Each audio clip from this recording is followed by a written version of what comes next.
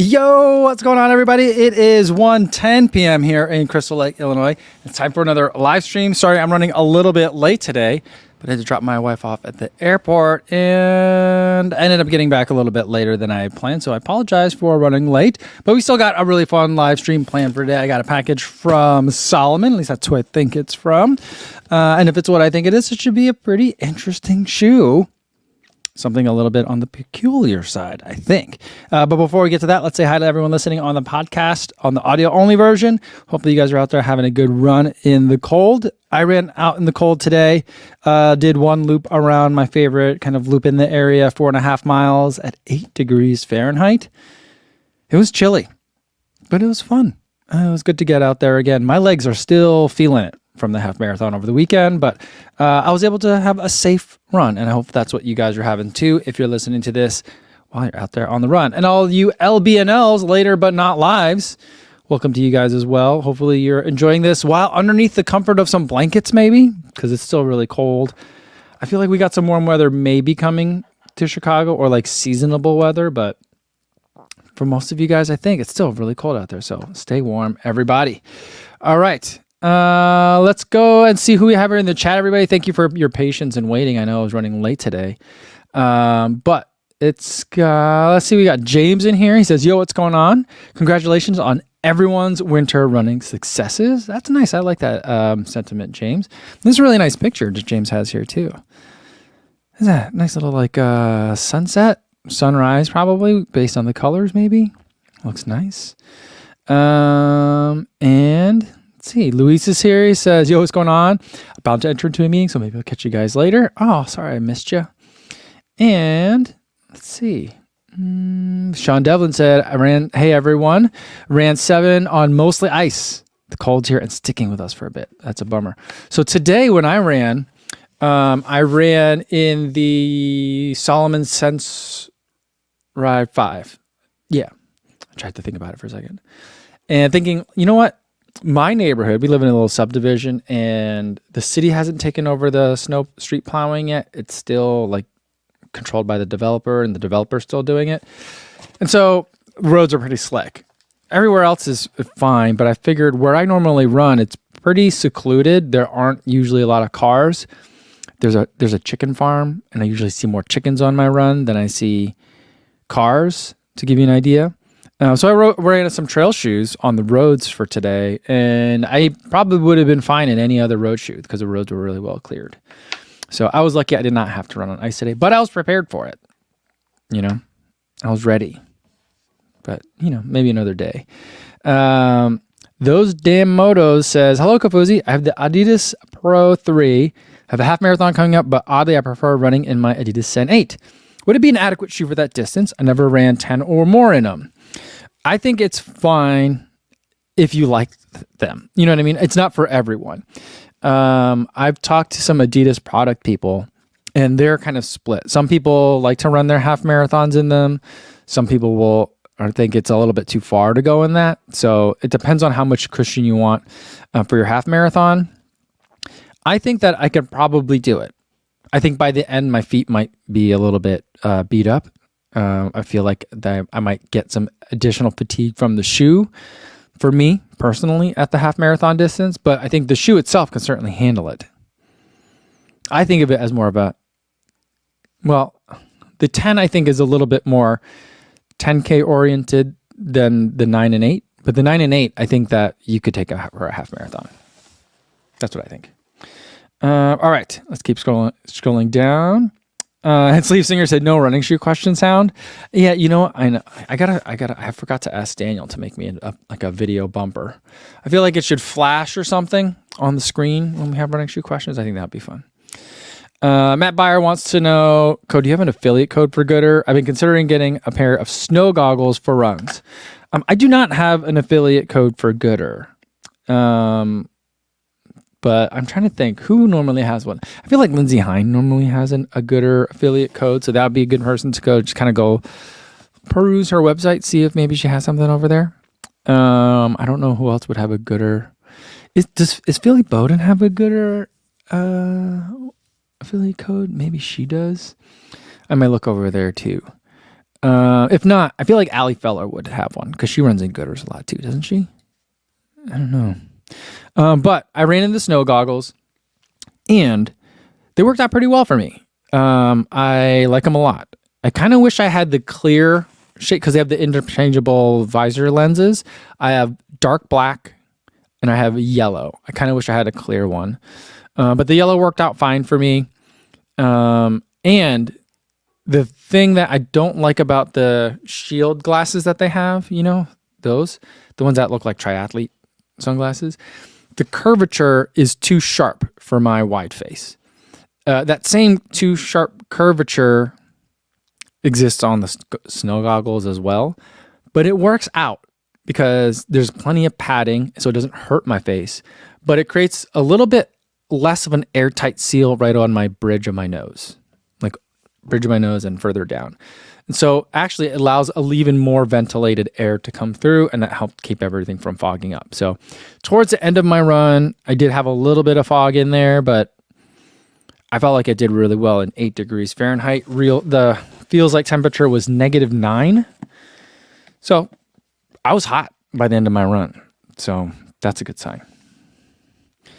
Mark Peterson wants to know, do we know when the More version 5 is coming? I do not know. Sean Devlin says, for Gooder, my O'Reilly also has a Gooder coat. So I would go check out some of those friends. All right. Shannon's got one already. Free Flam shipping 2023 is free shipping for Gooders. Oh, there you go. And Andrew Scott says, you probably need to be careful about your peripheral vision. Yeah, I would think so. And running in any ski goggle. Also, my kind of like ski goggle wearing temperature jacket is a snowboarder's parka. And it is snow camo pattern because I love white camo. And I realized that that's really bad for visibility on a snow covered street. So I maybe need to rethink that. But yeah, the peripheral vision definitely going to be impacted. All right. Adam points out that, a lot of local running stores have Gooders, though they don't have the goggles. I wonder.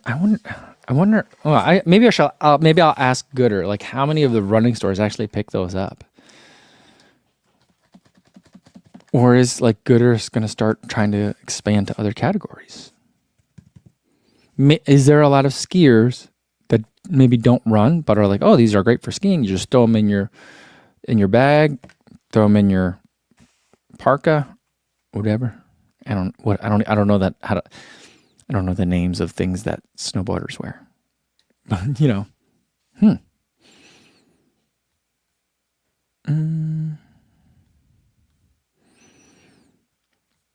Terry Furlong says, if it's -9 degrees Fahrenheit, just say nope. It wasn't as bad as I thought it was going to be. I got to the point of the run maybe about 3.5 miles in, 3 miles in, where like I had my non-elite winter hat, which by the way, if you haven't bought one yet, I just got an email, or like the blast email. No, I didn't get an email, but the blast email from Path Project says that there's less than 50 left. So go get one if you still want one for the winter. But I had that hat on. I had a neck gaiter covering my mouth, and then the ski goggles. So I was like, no skin showing anywhere, which is kind of what I feel like you need to do in temperatures this cold. But after about 3 miles, I was so warm that I would either run with the goggles up for a little bit, or I put the goggles on and run with the face covering down. And I was able to do, but like my ski parka also has like a really big neck collar thing, so I could kind of turtle shell it and hide a little bit. So I felt like I was great, even at 8 degrees Fahrenheit. And that's the warmest day it's been this week. My kids actually went to school. Here's the other weird thing. So today it was cold enough that even though the kids had school, I was going to do this for both my kids. They take the bus at 2 different times because one's in junior high and one's in elementary school. But my older daughter ended up, one of her friends, their dad, who lives in the subdivision, they live in the subdivision, was going to take all the neighborhood kids to school, or some of, the friends. And so I didn't have to do that for my older daughter. But for my younger daughter, I drove to the bus stop, which is just down the street, and let my daughter wait in a heated car, which feels kind of wasteful. But I could have just driven her to school at that point. But I feel like there's a lot of congestion in the drop-off line and stuff, and they kind of discourage people from doing that. So I was like, I'll just wait. She can get on the bus. But anyway, we're at the corner, kind of parked in front of someone's house waiting. And I look over, and one of my neighbors, their front door is wide open. And I'm like, that's weird. Maybe someone forgot something, went back in. They didn't quite close the door. But they'll be out any minute, and I'm sure they'll close it. Remember, it's 5 degrees Fahrenheit at that point in the morning. And we're waiting, and the bus is taking longer because the roads are all icy or kind of snowy still, so the bus is a little bit late. And after about 10 minutes of waiting, we get out because the bus is here, and I'm talking to some of the neighbors. I'm like, hey, anyone know the neighbor that lives over there? One of the neighbors does, her spouse works with one of the parents at that house and stuff like that. And they're like, well, we'll text them, let them know what's going on. I'm like, I'm just going to go over there and I'll just close the door.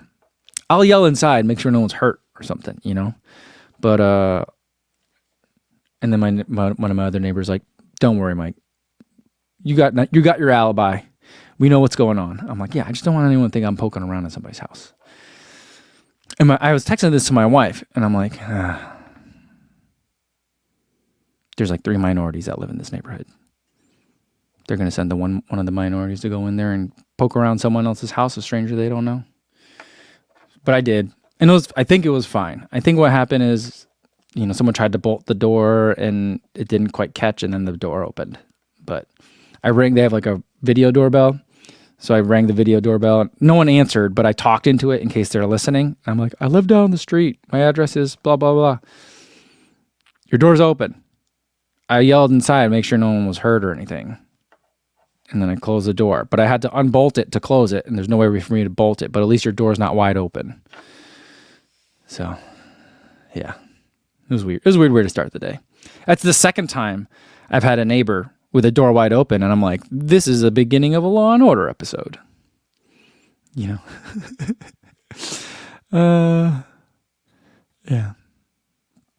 Aaron's Basement says, hey, who here grew up as latchkey kids? Yeah. Sean Devlin says, was there a dead body? No, but I was worried. That happened to me once to our neighbor when we lived in the condo. And we were sure, because we hadn't heard our neighbor for 4 or 5 days. And then the next day, the door was wide open. I had my wife go in there because the neighbor was a woman. And I'm like, I don't know what, just in case, you should go in there, not me. But it was fine. She just wasn't home. And I don't know how the door got open. I don't remember how the door got open. I'll have to ask my wife that story. But anyway. Yeah. But yeah, Sean Dillon's like, I can't wait for the cops to interrupt the live stream. Oh, yeah. And now they're locked out of their house. I hope not. It's too cold to be locked out of your house. But I was worried. I was like, oh man, if that door stays open, they're going to have raccoons living in their house by the end of the day if they leave it like that, And Daniel Burton says, my neighbor always leaves her garage door open. Yeah, I mean, that's one thing, to leave the garage door open. I've accidentally left our garage door open overnight. Don't tell my wife. That would freak her out. But I've done that because sometimes, something will trip the laser. Something will tip over, like a shovel or a kid's bike or something like that. And then I won't notice it until I'm already inside the house. Because I just tap the button and I walk inside. But so we've done that before. But I've never had just the front. I don't think I've ever had just the front door open. So it was weird. It was weird. Calvin Hong says, you can lure runners with an open door, the smell of bagels, and sound of a runner's weekend playing. It's a trap. That's funny. Steve McKellar says, the running channel and Nobody Asked Us boast about 1 million podcast downloads recently. Do you know your numbers? I have no idea on the numbers. And it's a question that I asked at, I'm part of the Relay podcast. There's like 8 or 9 of us that are over there. I actually don't know the number. I should probably know the number.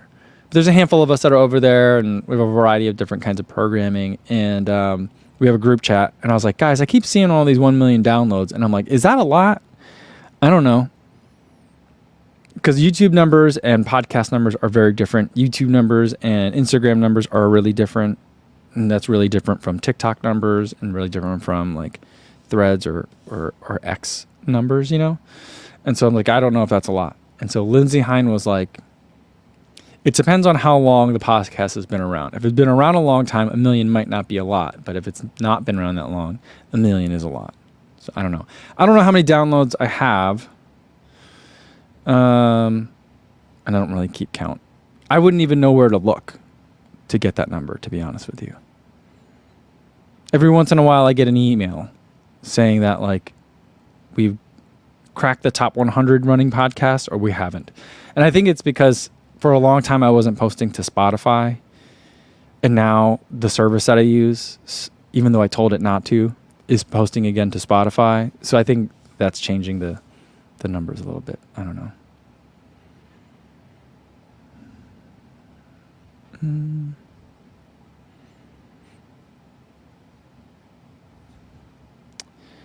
All right. Aaron's Baby says, are all the live stream members eyewitnesses now for what happened? You're not eyewitnesses, and you're not even alibis because I just told you where I was and what was happening. But at least there's not a contemporaneous, but like there is one contemporaneous statement. I told all the neighbors what I was doing. But then, you know, now I'm telling you guys too. Calvin Hong says, like, Crystal Lake PD versus the BAA. I'm more afraid of the BAA, probably. Yeah. Daniel Koo says, what marathons are you trying to run this year? I'm trying to run London and I'm trying to run Berlin. Other than that, I'm not sure. I'm interested in both Valencia and Dallas for this December. That would be fascinating to do. I think they're the same weekend, if I'm not mistaken. But those are the two that I'd like. If I ran them, I'd want to run them, try to run them fast. You know, those are the two. All right, Schumann fan says, what's in the box? All right, let's get to it. This is a box from Salomon. And depending on who you follow on Instagram, you've probably already seen it, if it's what I think it is. Yes, it is from Salomon, and I believe it is a trail shoe. Today we have the Salomon Genesis. So let's take a look at this thing. I think there's an S-Lab Genesis already. This is just the Genesis. This is a pretty heavy shoe. I think this color work is really nice. Black, yellow, and this like kind of tan foam feels nice to me. But it's got like this big like kind of like stability guide rail thing going on. And normally I would say I don't want to review a shoe like that because these kinds of things always make the shoe feel harder, and I don't like stability stuff. But since it is a trail shoe, look at these lugs on the bottom. Maybe it could work on a terrain where my ankles are sliding all over the place and the terrain is really soft and mushy, like if I'm running in the trails in the snow out here. Maybe that would work. I don't really know much about the shoe other than the stability aspects of it at this point. It's definitely contact grip on the outside. This lug pattern looks really nice and grippy. And then, I don't know, is this energy foam on the inside? I'm not sure. I'll have to do a little bit of digging and research. The one thing that Salomon Faithful will appreciate is there's the Ortholite liner, which is, I think, in almost all Salomon shoes. And then there is the quick lacing system with the lace garage thing. I gotta tell you though, I personally am not a big fan of the lace garage system. I appreciate that it's a fast tying mechanism, but I have to fight it so hard. And then that one time when I was on a trip with Salomon people, they teased me a lot that I didn't want to use the lace garage, to the point where someone like grabbed my shoes and put the things in they were on my feet. They put the thing in the lace garage. And like, see how much better that is? And I was like, I'm not sure. I'm like, sure, it's better. But I'm like, I'm not sure really. And I tried it. I did run with the laces in the lace garage today for my winter run this morning. And it was fine. I like the Salomon shoes that don't have the speed lace things. But yeah. The upper is not waterproof. I can kind of see through it here. Let's see how breathable it is. Moderately breathable. But it feels like it's like a ripstop material. Very scratchy. So I feel like it's going to be good for running through brush. Not going to have any problems with durability there. And then this whole like extra foam and plastic thing is called Salomon's Active Chassis. If you're from the UK. Chassis. Or French, I guess. So there was that. When we get on the trails and some snow, that'll be a good one.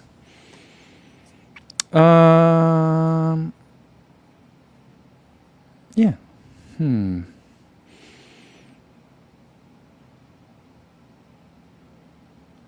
And all right. Schumann fan says, "Will you have a shakeout run for Tigerclaw?" I haven't thought about that yet. I'm not sure whether to do it like because I'll probably fly into Seattle, right? I have really not thought that far ahead. I'm not sure whether to do just a general shakeout run in Seattle or do one where Tigerclaw is. I guess let me know your guys' thoughts on it. Eric says, wait, is Coke going to Tigerclaw? I do have a bib. Ethan sent me one. So we've been talking about it for a long time. Since he announced it the first year, I was like, I wish I could go, but I got these nieces and nephews. They keep graduating from stuff. So like the first 2 years, nieces and nephew graduations. Last year, the weekend of Tigerclaw, I went to 2 graduations, a high school and a college graduation on the same weekend. So it's always just a lot. This year, I told my wife, like, all right, year 3, I'm going to go. She's like, fine. I'm like, there's not any graduations, is there? And originally the answer was no, so I was in the clear. But then one of my nieces is graduating early, apparently. But she's going to get a graduate degree, so I'll go to her master's graduation, I guess.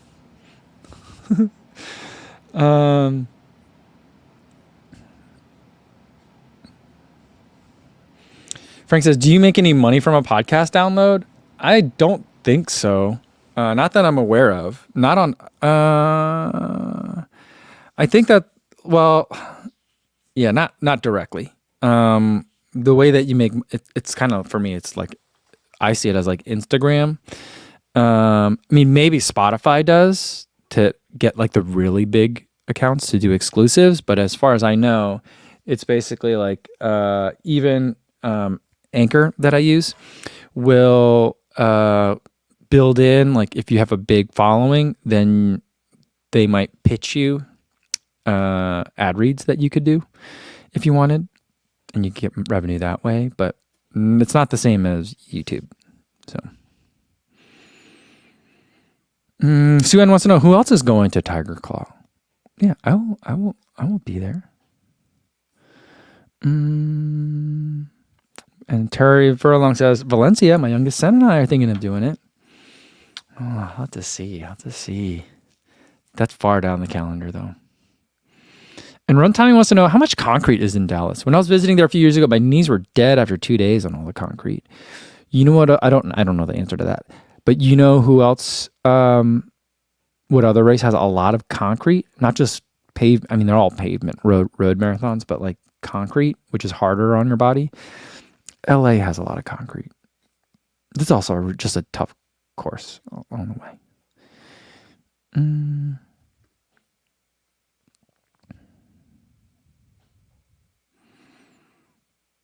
Martha wants to know, what's the difference with the S-Lab shoes? I always hear that, but don't pay attention to Salomon since I don't do trails. S-Lab is kind of like out of zero. It's over there more premier racing. Usually it means race-oriented product. But with trail shoes, race-oriented product can mean different things depending on distance and types of terrain. But that's generally what the S-Lab means. And then when there's like an S-Lab version of something and a regular version of something, it doesn't mean like they're well, I guess it could mean that they're training companions and racing shoes, kind of that way. But it's more like the S-Lab Genesis would be the race version, and then the Genesis is like the trickle-down version, where like we've taken the learnings from that shoe and we're putting it in a more, what's the word that people use now? A more democratic shoe. That's kind of how it works. Yeah, Calvin agrees, says S-Lab is their version of Adizero, aka their higher performance shoes. Sean Devlin says he loves the lacing system, the lace garage of the Salomon. Yeah, some people love it. I just don't love it.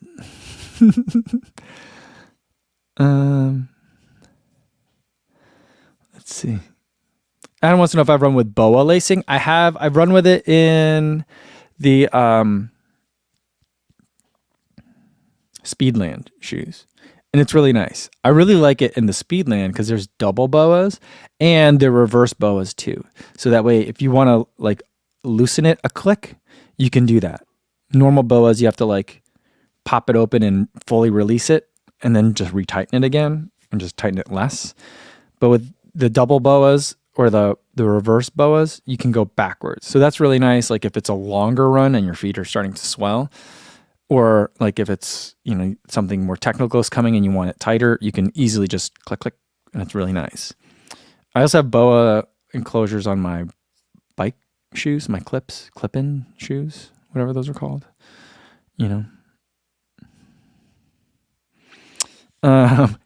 Shannon says, lace garage. I feel like it needs an anatomical name. Kind of like throat or tongue of the shoe. I feel like lace garage, like throat, could be a really nice name. That makes sense to me. The lace garage, just call it the throat. I know that there is a throat on the shoe. I'm actually not sure what part of the shoe is the throat. I know what the tongue is, of course, but not the throat. But I think let's just start calling it the throat or the belly. Yeah, there's no other places really that are pockets on the human body anyway, but I don't know. All right, I'm going to scroll down and catch up with you guys on the chat.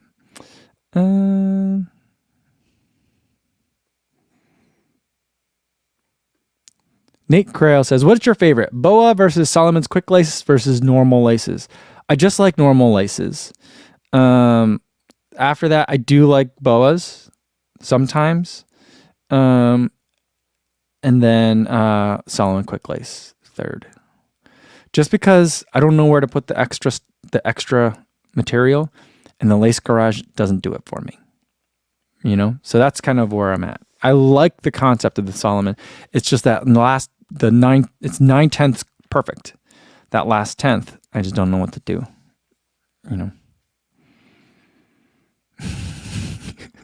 Sean Evans says we should call the lace garage the lace b-hole. Andrew Scott says the tapper. Frank says the ribs. All these make as much sense as tongue, but also don't really work for me anyway. Feel Better says this was a combo on the Believe in the Run pod a few weeks ago. Oh, did they really? I don't remember that one. I must have missed that one. Yeah, Adam said, and this is the thing. Adam says like the BOAs add extra weight. They're okay for biking. That's the main thing.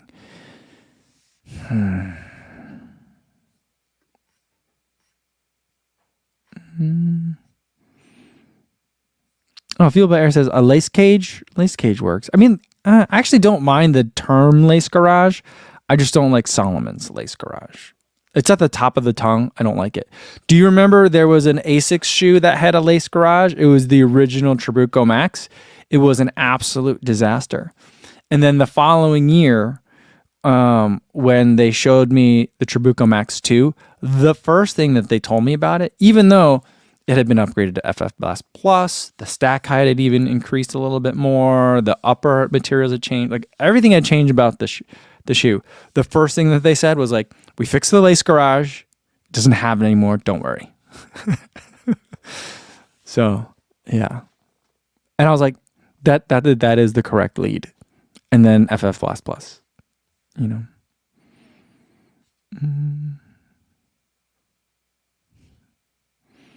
Fuel Buyer says, the less syllables, the better and easier to catch on. Garage is too long, lol. That's true. That is long. Yeah. Coast Lace Garage keeps tripping the laser sensor and opening up.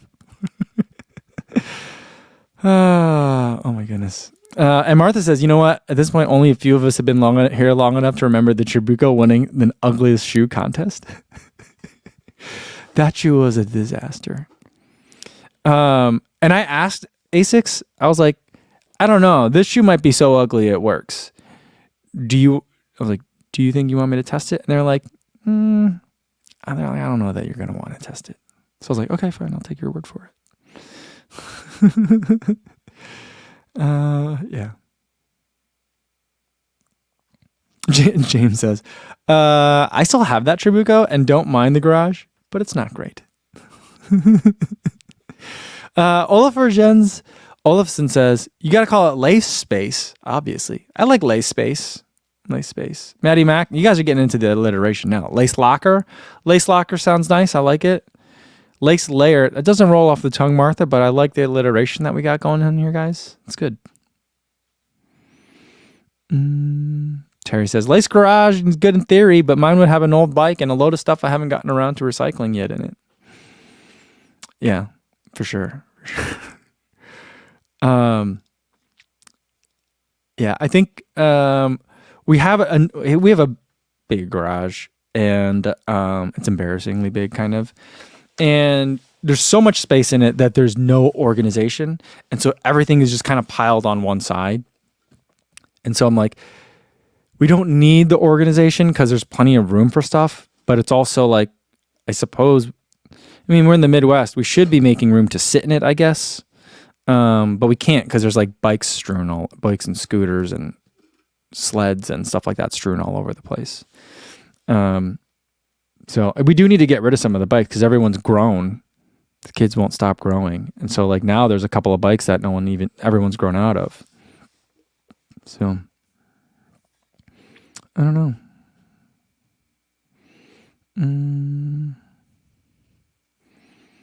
I don't know what to do about all that stuff. Like, I don't want to like hang the bikes because then the kids won't be able to reach them, and I want them to be able to reach them easier. And then like, I think I need to get some more shelves and stuff because like in the wintertime, I need the snowblower to be out, but I don't need the grass seed spreader or the lawnmower to be out. So like maybe I could put them on shelves and out of the way somehow, or just give myself some more space. And we do also, like Terry, I have a lot of stuff that I need to get rid of, like a little water table thing, like a play area that we used to have for the kids when my younger daughter was in preschool. So, yeah.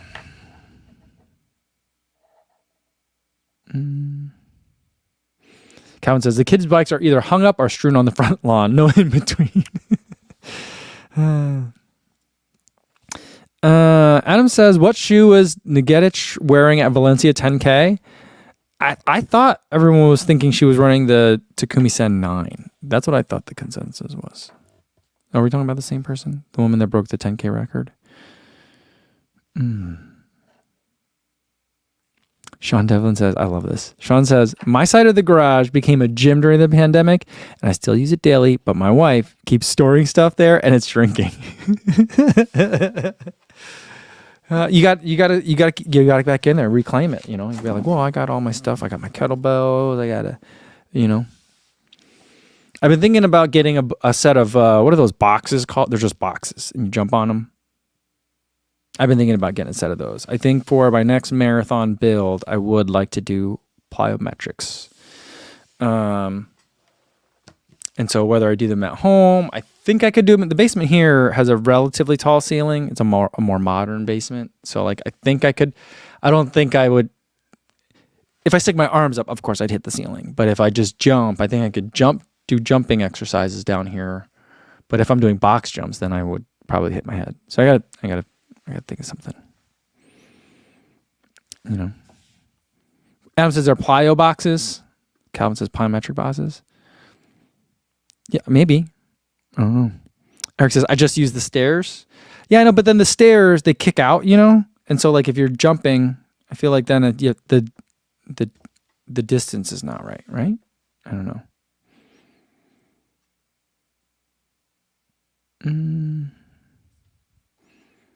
Daniel Britt says SJD is really into jumping on a box. I feel like I need to be more. I feel like I'm a little flat. I'd like to be a little bit more explosive, and I just feel like some plyos are in order. I need some pop, is what I'm looking for. You know, Calvin says it reminds me of the Japanese guy on Insta who jumps really high and hits his head on the ceiling in his apartment. I am obsessed with that account, and so are a lot of people. The guy has like 300 or 400,000 followers on Instagram. It's amazing, the amount he jumps. And I'm just wondering, like, how do you think he figured out he's good at that? You know, I don't know. I always thought he started doing it during the pandemic, but like, given his skill, I feel like he's been a jumper his whole life. You know.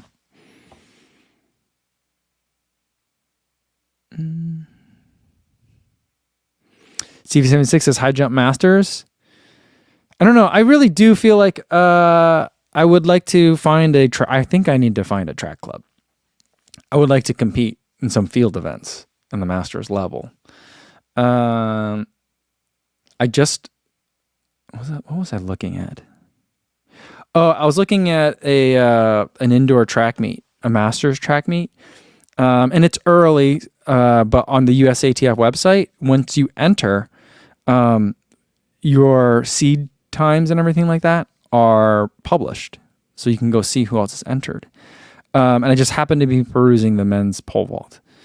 And like the 50 to 55-year-old category, the jump was 10 feet, which I'm like, well, I mean, I know at the 50 to 55-year-old age group, there was no one else in any other age group entered yet. I'm like, I don't know. That'd be kind of fun. But then I'm like, I'm not going to build a pole vault pit in my backyard. So I need to find, and I know that like at the USATF track meets, they'll let you borrow their poles to vault, but I still would want to practice, you know? So like, so I don't know. I'm wondering if any one of the, maybe there's like there's a couple of really strong D2 colleges out here in the suburbs. Oh, they're not here. They're further south than me, but they're from the western suburbs. And I'm wondering if any of them have like a track club that I could join. So I'll have to dig around a little bit. Yeah, Shannon says U of I is having indoors late February. That's open. I'm going to cheer teammates. Wonder if there was a heat you could run. Well, that's the one I was looking at. Well, I don't know if it's at U of I. I assumed it kind of was, but it's sometime in February. I have it written down somewhere, but it's the Midwest Regional Masters. It's in February. The closer one to me would be Nationals, which I'm pretty sure I could just sign up for and go without like qualifying. But it's at a weird time. It's like in March, and at that point, I want to be deep into marathon training. So yeah. So maybe I'll go to that one. Shannon, I'll message you to see if that's when you're going to. Because then if people I know are going, then someone can maybe film the race for me. Because I don't think I would high jump or pole vault, but not right now. But I'm intrigued with the idea of trying to run a fast-ish mile. And I know it would be indoor on a 200-meter track, but just to set a baseline, since I haven't raced a mile in like... Well, I did the mile, the Freedom Mile, 4th of July, but I did that. That was in Mammoth Lakes at 8,000 feet. Well, it started at 8,000 feet. It ended at like 7,400. So it was a big drop, but that doesn't really count. I think I ran like a 5:40 that day. Maybe slower. I don't know. Yeah, Shannon says it's February 24th. I think we're talking about the same meet. Yeah, and Adam says the Masters is March 21st to 24th in Chicago. And that'd be really close to any of the spring marathons I want to run. So I don't know. That'd be fun. Stevie says, watch out for Fiona. I wonder if she's there. I got to reach out and try to find Fiona. I think it'd be fun. I think it would be fun to interview her. Joey Otto wants to know, I'm going to try any longer trail races or ultras in 2024. I think the Tigerclaw is going to be the longest race that I do in 2024. Unless I hop into something over the summer. That's a possibility.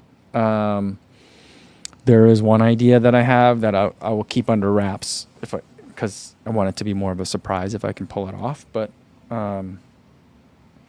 yeah. And I don't think that's going to happen because I'm not really pushing for it. But yeah, I'm planning on doing Tigerclaw. So basically as soon as hopefully I'm running London, as soon as that's done, then it'll just be all right, get into the trails for a couple of weeks before that race starts. So yeah. And I have to even check, I might not even have any time to do any real training and just have to recover and hope for the best.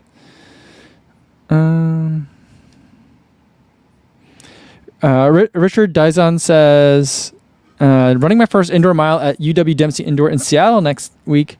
Very excited. Might look into getting my first track cleats for an edge, but all I know about are road shoes. Ha. Same. Yeah, I think that I'll probably just run in whatever spikes I have in the closet, which are a 3-year-old pair of Adidas Avanti spikes, which I don't even think they have light strike in them. I don't know it's just a generic foam. I also have the CLO MDs, which are middle distance spikes, but they're aggressive. And for me to run a mile in them, I just feel 5 minutes. I'm probably just gonna run in the Saucony Sinisters. Maybe the original SC Pacer, All right, and this will be the last one for today, because I gotta get going. I'm gonna get interviewed today, and that's at 2:00. Brett McIntyre says, when looking into your closet at the wall of shoes, do you ever grab old year model shoes that you can't stop using rather than new 2023 or 2024 shoes? I wish I did, but I don't. And the main reason for that is because I want to put miles in all the shoes that I'm testing. And so if I've already reviewed the shoe and I still like it, then I'll keep running in it to get to hopefully 100 miles. And then I'll do a long-term review. And then once that's done, it goes to the other side of the wall where it's pretty much done unless I have a very specific reason to run in it again. And so I don't really get too much of a chance to visit old shoes again, even if I really, really like them. Yeah. Eric Fancy says, spikes are a young man's game. I know. You pay for it. You pay for the speed. Especially for me, I feel like I pull a hamstring every time I run in spikes. Yeah, and Calvin says, isn't the MD made for the 800 in the mile? For the 800s, Mike? Yeah. In the mile? Yeah, it is. I think it's made for the 800. And so for me at my level to try to run a mile in it is pushing it. You know what I mean? So. And Adam says, I was going to suggest the Sinister. I think that might be the perfect use case for that shoe. So we'll see. I'm leaning towards it now. It was either that or I was going to try to find a place to go run a 5K somewhere. But I mean, we're in the middle of winter here. So running fast is hard. And I don't really want to do a lot of extra traveling because I think hopefully it'll be a big travel year. So I'm trying to, but